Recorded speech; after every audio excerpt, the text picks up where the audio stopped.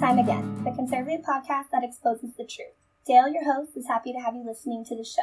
He will have a new episode twice a month on Saturdays. There may be bonus shows if the news warrants for it. Thank you for listening to him talk about what he believes to particularly important issues facing America today. He will spend most of his time talking about topics that have at first blush have nothing to do with today's news. However, he hopes you agree where the topics are important to each day.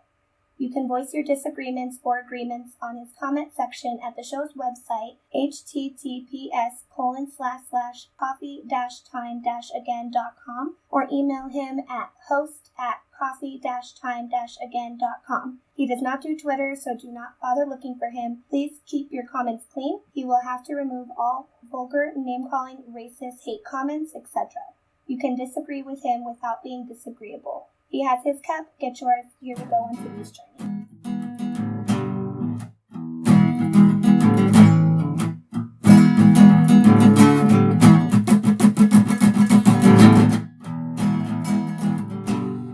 Hello, welcome to Coffee Time Again, Exposing the Truth. Dale here with the fourth and fifth installment of the Bill of Rights, also known as the first 10 amendments to the Constitution. Today's show will cover the third, fourth, Fifth, and Sixth Amendments, all very important amendments, so get your coffee and sit back and enjoy the show. The Third Amendment. The Third Amendment reads as follows. No soldier shall in time of peace be quartered in any house without the consent of the owner, nor in time of war, but in a manner to be prescribed by law. During the Revolutionary War, British troops were housed in American homes without the owner consenting, forced to house and feed the soldiers is the reason for this amendment. While I have not seen nor heard of any attack by the left yet, that does not mean they do not have a target on it. With riots on the rise, natural disasters, major issues on the border, I can foresee a day the National Guard is called out and due to problems getting the supplies and someplace to stay. That is when this one comes into its own.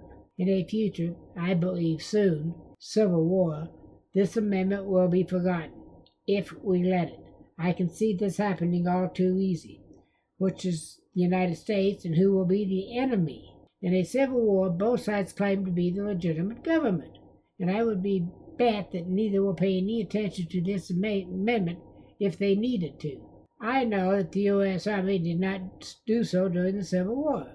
They just totally disregarded the Third Amendment in the South, which I know was a separate country, but we still have the Third Amendment, taking over plantations and forcing the owners to feed and house American troops. Do not believe it will not happen again. Fourth Amendment. The Fourth Amendment reads as follows. The right of the people to be secure in their persons, houses, papers, and effects against unreasonable searches and seizures shall not be violated, and no warrant shall issue but upon probable cause, supported by oath or affirmation, and particularly describing the place to be searched and the persons or things to be seized. Important information there. This one is under attack every day in the courts throughout the United States. The accused say their house was searched was unconstitutional. Usually they're wrong. However, sometimes the police, no matter what police from your local department to the FBI, the CIA, the IRS, etc., in fact, every department in the U.S. government has a police department. Universities have police departments. Your state has departments with police. I've seen cars marked in Denver, U.S. Post Office Police. All can go to a judge and get a search warrant. Let's face it, there are corrupt officers in every force in the world, and some are worse than others for corruption. And there are secret courts at the federal level. Some we know about, like the FISA court that was used illegally to wiretap the 2016 presidential campaign of President Trump and search through staff members' phones. It was a totally illegal FBI action instigated by and paid for by the DNC, Democratic National Committee, and the Clinton Foundation. Do I have any proof of this? Just read the news. Real news. And the former director of the FBI and several of his hirelings are about to be indicted by the Attorney General for their role in all the mess at the 2016 campaign. And there will be more. Most of the evidence comes from illegal warrants filed by the FBI in the FISA court. Side note, this is yet to happen 4 years later, and it's not happened yet. It ain't going to happen either, folks. It's not going to happen. The FBI even wiretapped a reporter for Fox News, and even more illegal and unconstitutional acts against him, blocked him from flying, reading his emails, a whole laundry list of acts. As we have seen, the Fourth Amendment is under the gun, so to speak. The left wants to have access to everything we do, including our time on the internet, keystroke by keystroke. I know that Microsoft has an algorithm that can record everything you type for anyone logged into their cloud or system. As I am now connected, I could be recorded even now. If a private company has one, you can bet your bottom dollar the U.S. government has one better. Which department uses it is anybody's guess, but the NSA for sure, the FBI, the CIA, maybe your local police has a copy. This is a total invasion of your right to privacy. Fifth Amendment. The Fifth Amendment reads as follows. No person shall be held to answer for a capital or otherwise infamous crime unless upon a presentation or indictment of a grand jury, except in cases arising in the land or naval forces or in the militia when in actual service in time of war or public danger. Nor shall any person be subject for the same offense to be twice put in jeopardy of life or limb, nor shall be compelled in any criminal case to be a witness against himself, nor deprived of life, liberty, or property without due process of law, nor shall private property be taken for public use without just compensation. I'll get back to that one later. This one is under attack from several sides. The part about capital crime is a death penalty cause. Almost all states have banned or otherwise stopped the use of the death penalty. The few states that still use the death penalty have so many appeals that it can take more than 20 years from conviction and sentencing to execution. Texas is one state that uses the death penalty and has the highest rate of execution. Virginia is second on the list as of December 18, 2018. And that was a surprise to me that Virginia was number 2. There have been several members of the military charged with war crimes over the wars in Afghanistan and Iraq. I'm hard put to blame the military for charging them. However, the charges, I believe, are going to be hard to prove. How do you tell a combatant from a civilian in a country that has no military uniforms for the most part? That was a problem in Vietnam 40, 50 years ago. And children are recruited and used as combatants in all 3 countries. In fact, they're conscripted and used in all the world.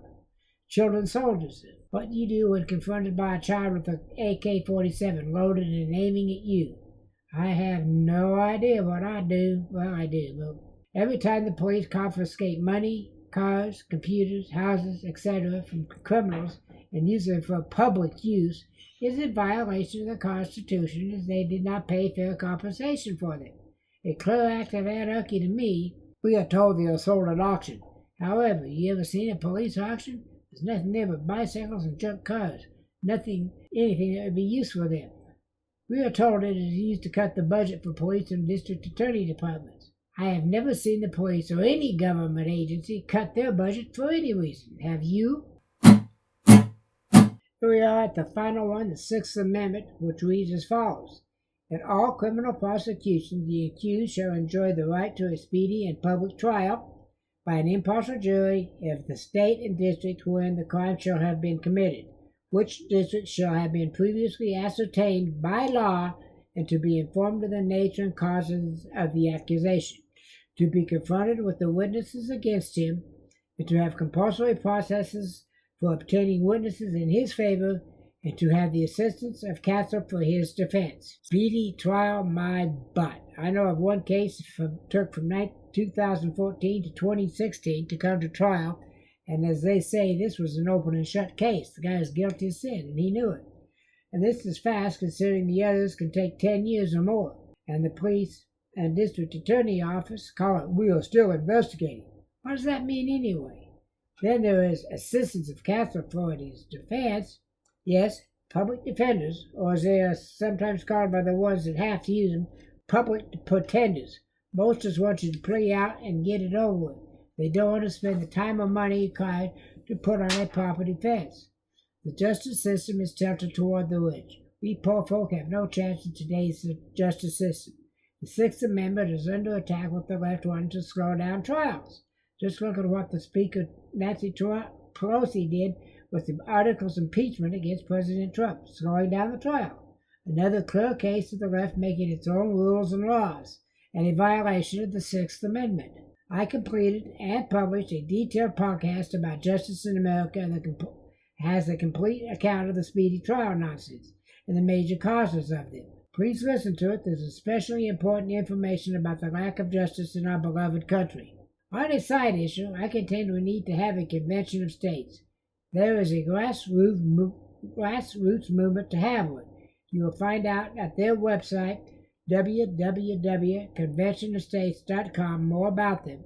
In case you have not heard, a convention of states is a constitutional way for the people to amend the Constitution without going through Congress, and can be found in the Constitution under Article 5. Convention of States is sometimes called an Article 5 convention.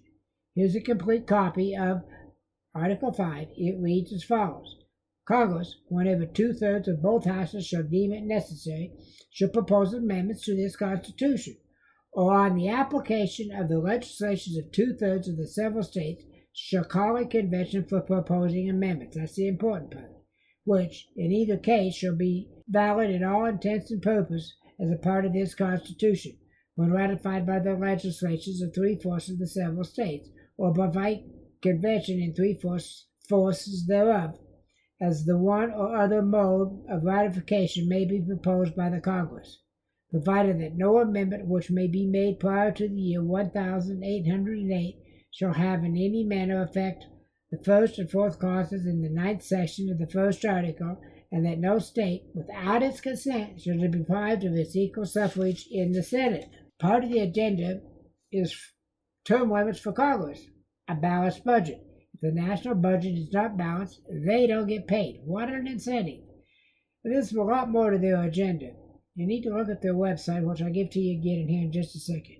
I believe we have 15 or 16 states calling for a convention of states. We need 34, so we're just about halfway there. It takes 36 states to ratify the proposed amendments. Pretty close numbers. Again, here is their website, www.conventionofstates.com. Thanks for listening to the show. This is Dale. I hope you liked it. Leave a comment at my website if you did, or if you didn't. Either way is okay with me.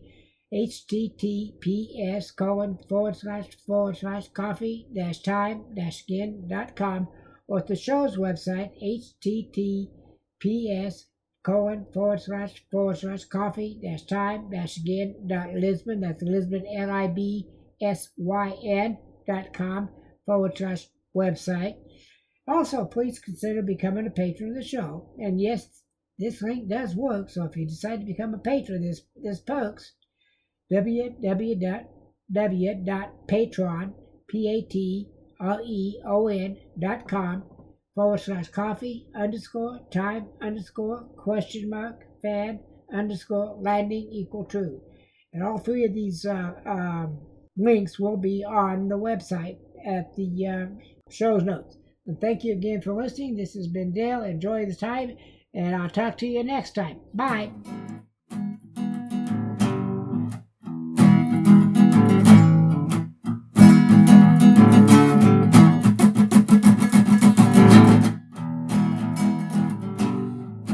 Thank you for listening to his rants and raves. There are show notes and a place to comment at https://coffee-time-again.com. He hopes that you liked what you heard and will tell others about him.